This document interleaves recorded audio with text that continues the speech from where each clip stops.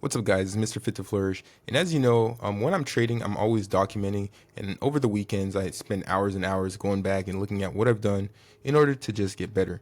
Now, trading is about making money, it's not about being right. However, I like to make sure that this whole process is about discipline and consistency, really.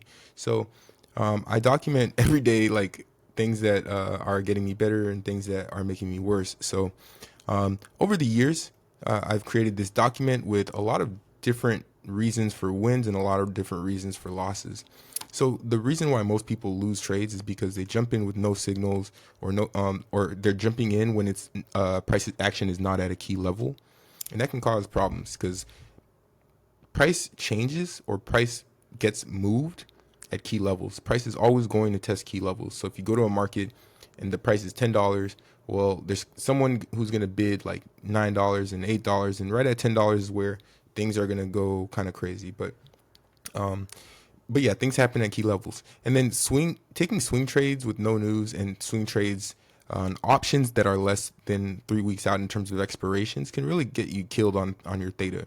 Jumping in for revenge is really a lot of most of the reason why people lose. Also, people are always trying to play earnings. So gambling on earnings plays is another reason why people take a lot of losses because people aren't familiar with IV crush when it comes to options.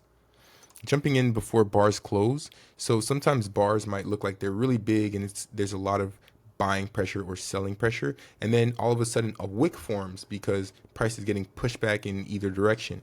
So you need to wait for bars to close and you need to get in after trend bars. And then a couple of the ways not to lose, I actually created a document for this. Okay, so a really good document that kind of talks about rules and things that you want to keep in mind when you are trading. Now, this is just my own personal rules that I've learned over the years, and it works for a majority of traders, but you kind of have to tailor the system to yourself. So these are Fitz rules, Fitz trading rules, and gems for guaranteed wins. So never trade before 10 a.m. Eastern Standard Time. So as a beginner retail trader or as a retail trader in general, trading before 10 a.m. can be pretty dangerous. 10 a.m. is a market-wide reversal time in the United States, and basically price can usually go up and down and up and down, and then right at 10 a.m. it picks a direction, okay? And that direction is usually the opposite of what was happening before 10 a.m. So from 9:30 a.m. market open to 10 a.m., you usually get just sporadic moves in the market, and then at 10 a.m., markets typically tend to choose a direction for a longer period of time. But we have large fluctuations before 10 a.m. Another thing you want to do is you don't want to listen to or follow other traders' opinions. Don't follow analyst opinions. Don't follow YouTubers like myself. Always do your own due diligence. Don't follow TikTokers. Don't listen to your mother and what she thinks about the stock. Okay, do your own technical analysis and your own research. Why? The market can only go two ways. The market can only go up or down. Do not overcomplicate this. Okay, setups.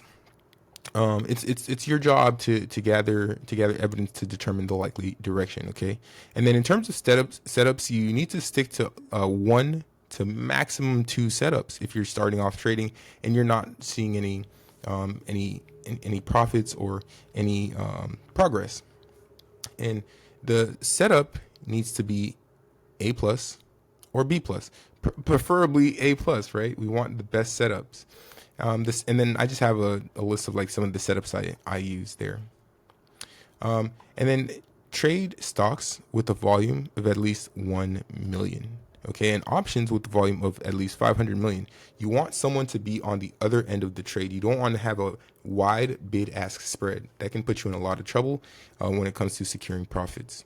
Okay, and then you want to treat your trades like a marriage. Okay, if it doesn't fit your criteria, don't get on that knee and do not give your money to that trade. Okay, if it doesn't feel right, don't take the trade.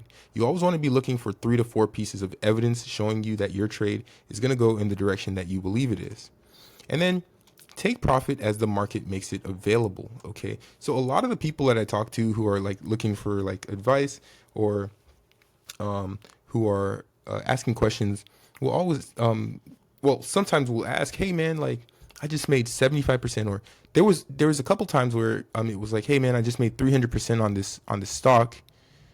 Should I hold it? And the fact that you're asking the question means that you have some sort of hope that it'll go to 1,000% and you'll have a GameStop play or something. You typically understand, if you're asking that question, you understand that you should probably be selling, and you just want my confirmation that you should probably hold it on. And I will never give you that confirmation. If your play is over 20%, I will say, man, you need to take profits. Okay, especially over 50%, it's an automatic, just take profits. Over 100%, automatically take profits. Okay, do not have hopium, and don't hope that the play keeps going. Okay, take profit, or look at the charts and see how far the expected move should be. Okay, don't have hopium, don't hope it keeps going. Secure profits and take profits as the market makes it available. And then to continue, after a losing trade, I typically end up reducing my size by 2/3 for 24 to 48 hours.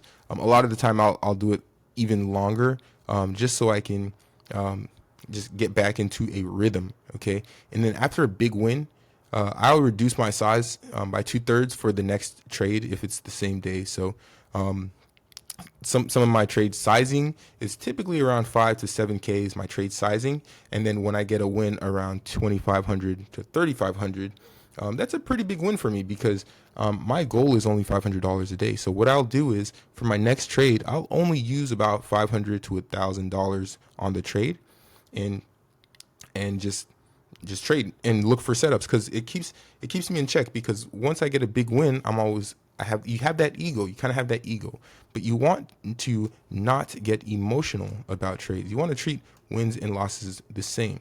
They're all learning opportunities. Okay. And then another thing that I don't do is I don't ego screenshot. I used to screenshot like all my wins and how big they were and things like that. But I was like, hey, I'm not screenshotting any of the losses, so why should I screenshot the wins? But then at the same time, screenshotting wins is just something people do for ego. I've never seen any of the best traders do this. They act like it's just another day in the market. But once you take screenshots, you're acting like the trade it's the only time that you'll ever make that that gain, that money. So I found that like taking those screenshots kind of made me feel like just a normal retail trader, and normal retail traders aren't profitable. So once I stopped taking screenshots, the big wins just kept coming. Honestly, I swear, like they just started coming like every day, and then I was like, this is normal. This is normal. It needs to be normal. Okay, it needs to be normal, because we're always looking for good setups. So I recommend just not ego screenshotting. Don't take screenshots. Just take your win and be like, hey, this is normal. And it's kind of like how Emmitt Smith said. People ask Emmitt Smith, the best running back of all time in the NFL, Dallas Cowboys, number 22. So people asked him, hey, why don't you celebrate? And he said, when I get into the end zone, I act like it's normal. I don't celebrate because it's just another touchdown, and I'm going to keep getting them.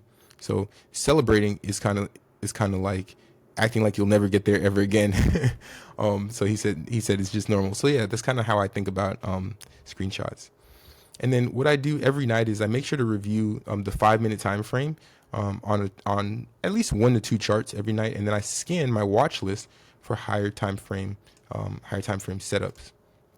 And then what does my watch list look like? Well, if you've been following, you kind of know that this is my watch list, a pretty good watch list of blue chip and large cap stocks here. So I just kind of go through every single stock and just see, is it setting up? Is there opportunity? And is there something that I'm going to be wanting to trade that day? And then what I like to do also is I like to place one trade at a time, and you need to stick to your stop. Why? Because there's a saying that good plays just go. Okay, the best plays don't teeter totter around and then come back down and go down before they go up. They just go. Okay, good plays just go. Also, a big thing, like I said, don't hold on to earnings plays overnight. And then trading is not about being right. Okay, so you might have an idea, or in your head you might think that I think the market's going down today. I think it's going down today. Let me trade puts. Let me short the market. Okay, you might think that, but then when the market starts to move in terms of price action, it starts to go the other way, and you're like, oh man, I was wrong. I guess I was wrong. Well, what you need to be doing is you need to be making money. How do you do that? Well, you collect evidence of what's happening currently. So if the market's going up, but you thought it was going to go down, we need to be trading in the upward direction. Okay, that's simple as that. And then one rule for me is right now I'm just only trading options. I used to trade shares and all that good stuff, but I'm going to get into that later.